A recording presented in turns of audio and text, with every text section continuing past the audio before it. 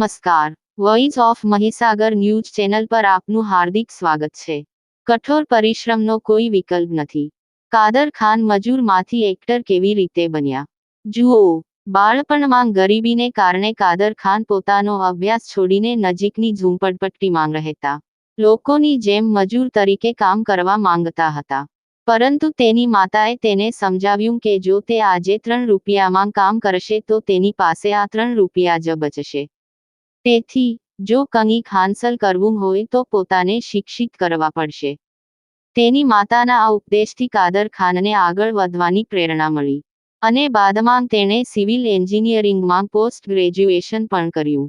કોલેજના 15 દિવસ દરમિયાન કાદર ખાનનું નાટક તાશ કે પત્તે ખૂબ જ લોકપ્રિય બન્યું હતું. દિલીપ કુમારે પોતે કાદર ખાનને પોતાનો આ શો જોવા માટે ફોન કર્યો હતો. તેમનો શો જોયા બાદ દિલીપ સાહેબે તેમને 2 ફિલ્મો ઓફર કરી. આ પછી કાદર ખાનની કિસ્મતનો સિતારો એટલો ચમક્યો કે તેણે ક્યારેય પાછું વળીને જોયું નથી. આ છે સંકલ્પ શક્તિની કમાલ. Bureau report, voice of Mahisagar news.